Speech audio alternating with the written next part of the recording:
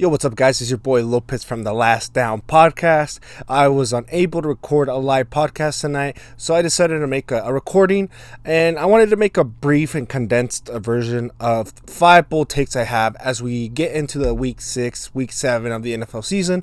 We're a quarter away, almost halfway there, and a lot of things have happened. A lot of unexpected things have happened, and I mean, the biggest thing that I gotta say is that I didn't expect, the Bengals to be so, shaky. I didn't expect Dak Prescott to decline as bad, and also I didn't expect the Vikings to be at the bottom of the NFC North. That's just one of the many things that I can say. But I have 5 bold takes that people have heard. I've heard. I'm basing it off what I see. I'm basing it off what I'm hearing, and of course there's going to be some that the media are already kind of stating. But the first one I want to start off with is Kirk Cousins, being traded to the New York Jets.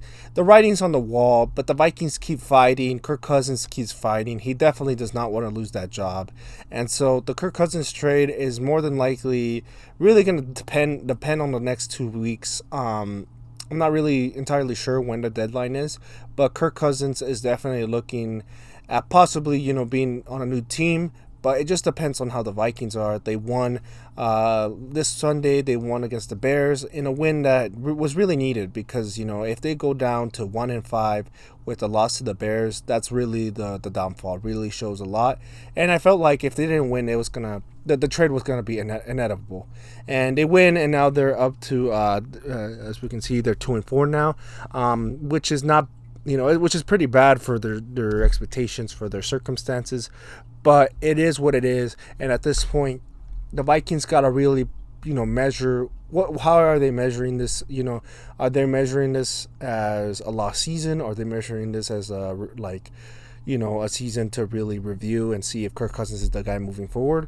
But the reality is that if you want to move on from Kirk Cousins, it has to happen now. You can't let it run through the season and not gain anything from it. If you trade Kirk Cousins, you can get picks, you can get compensation. Like, there's a lot of things you can get from Kirk Cousins, and from a team like the Jets, who really are just a quarterback away from becoming a contender. I just feel like you can gain a lot more than you're gonna lose if you just let him walk.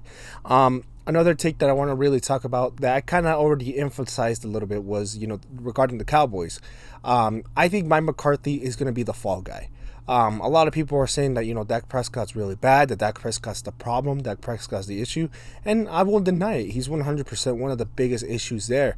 But if I'm being honest, at the end of the season, there's going to be a conversation of who's going to be the one out. And I think Jerry Jones is really going to have Dak Prescott stay because his contract doesn't run up until 2025.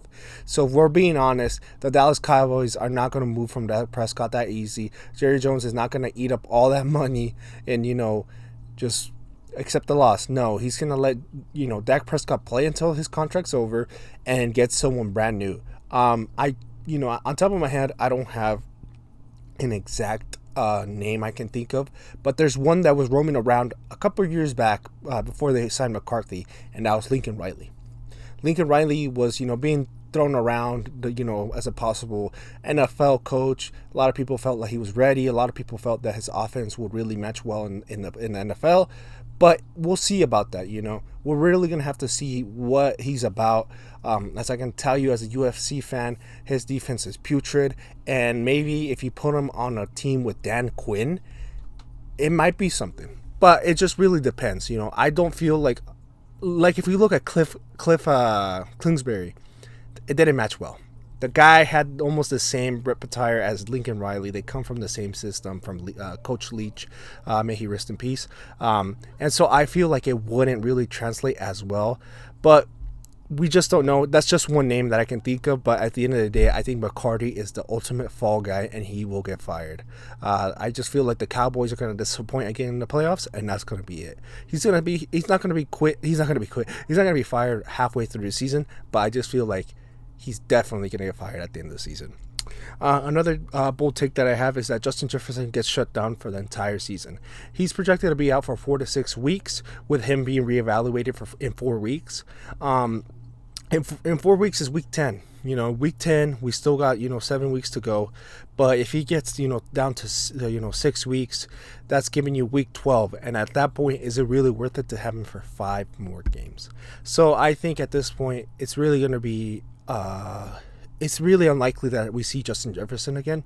I just feel like at this point, the Vikings got to play it safe, kind of how Anthony Richardson, how the Colts are playing it safe with him. I think they take it safe with Justin Jefferson, and they, completely avoid any, potential risk, any potential chances of him, re-aggravating that injury.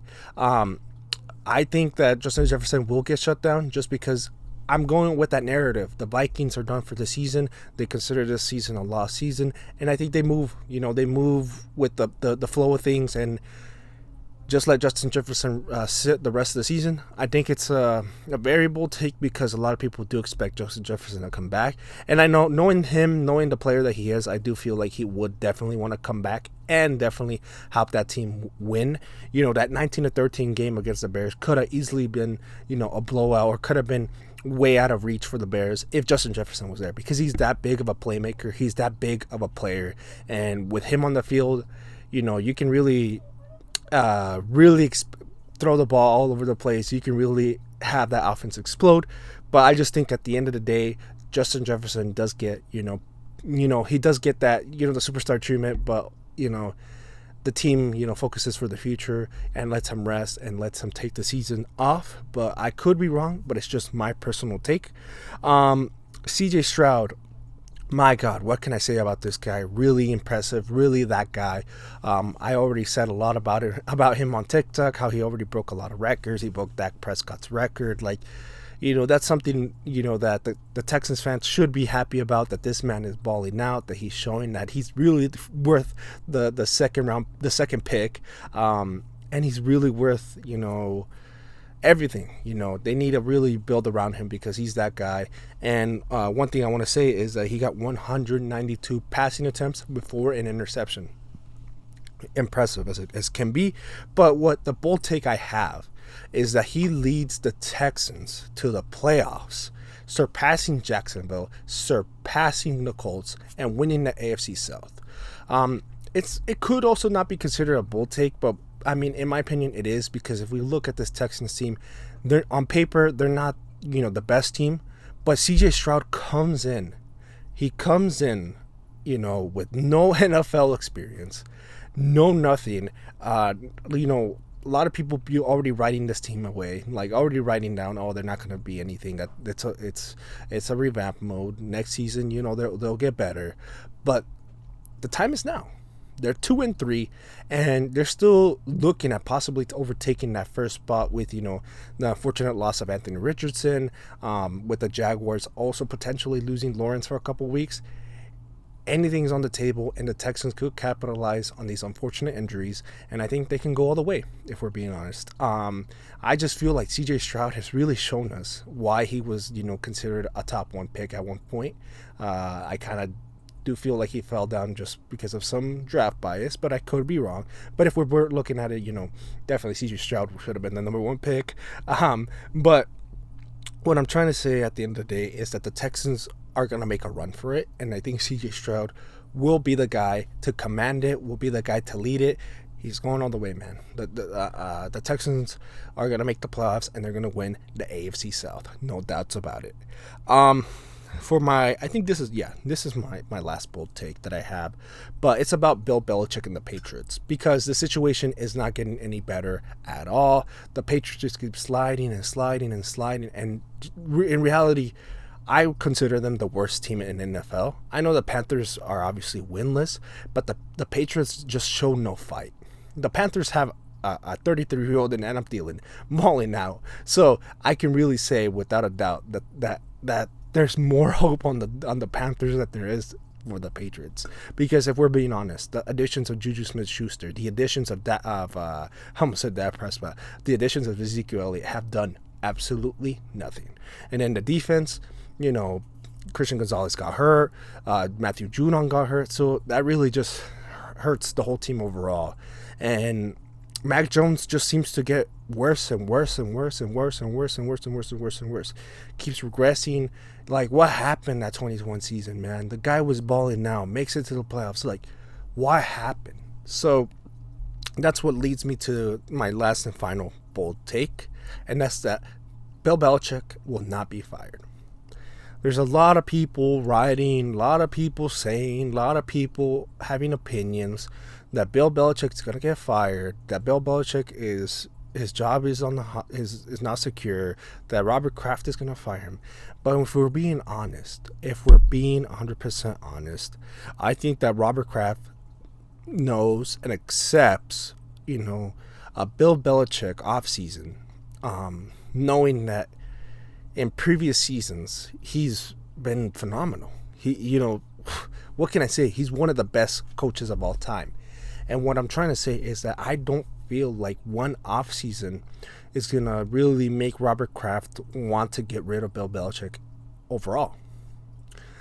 It's going to come down to if Bill Belichick still wants to coach, if he's contemplating retirement, then we'll have that conversation. But I just feel like the whole notion is that Bill Belichick is probably going to stay there, and he's going to have only one more chance, and that's getting a new quarterback. I think they get him a young quarterback, whether that be Caleb Williams, Drake May, or Penix, whoever, and they give him that one shot. If he's able to run it with this young quarterback, then we're back at we're back to square one. We're back to Bill Belichick, running the Patriots for the next 5-10 years. No, I'm just playing. But what I'm trying to say is I don't think they're gonna give up on Bill Belichick that easily. Just one off season is not gonna kill his his coaching career. I just feel like if you look at his previous last two records, you can see that it's not just him. There's he in 2021 he was 10-7. They made the playoffs with Mac Jones. Mac Jones was incredible. 8-9 last year was pretty mediocre. Then again, Mac Jones got hurt, so that really shifted things around. But when you look at this year, 1-5, horrendous. Yeah. I don't think the Patriots are gonna make a run at all, because the benching of Mac Jones every week is kind of like getting annoying, redundant, and at this point you really need to consider looking at Malik Cunningham and really considering Bill Zappi to play, because he's not really doing anything. And that's why I also kind of want to say that he's not going to get fired, because look at Mac Jones. The man doesn't possess the weapons, so it's two sides of it. One side is he doesn't have the weapons, he doesn't have the protection. On the other side, he doesn't have, I believe, the talent and skills that could really, help this team win. I just feel like Mac Jones is a bad version of Jimmy G, a worse version of Jimmy G. And I think it really just depends. I think if they get a quarterback, that's it for Bill Belichick. He needs to prove himself. He needs to get a quarterback, a brand new quarterback, implement a new system, and hopefully that works. Because other than that, I mean, I just don't see it. I don't know, unless Bill Belichick and the Patriots go 1-16, 1-15. I mean, then that's a conversation. But I just think the Patriots are not gonna be, at the end of the day, not gonna be the worst team in the NFL. But still, they gotta get their things figured out. And I think the Kraft relationship is too strong for Kraft and Belichick to really consider getting terminated. But yeah, those were my 5 bold takes. I went on a little ramble, but let me know, what you think about them. I could see maybe at least 2 of them happening, but I could be wrong. They're just bold takes, and they're my opinions. But yeah, a lot of things happen in week 6 of NFL football. A lot of things to cover. I wish I could have been there to cover it, but it is what it is. But yeah, week 6 was definitely fun, and the Packers were on a bye week, so I didn't have to suffer the misery, but I saw the misery of the Cowboys fans, not the Cowboys fans, the Chargers fans. The Chargers fans were in misery, the Bears fans were in misery. The Eagles fans were in misery. How about that? The Eagles and 49ers losing their first game. Pretty interesting, but it was going to happen. I just didn't expect the Jets to beat the Eagles, and I definitely did not expect the Cleveland Browns to beat the 49ers.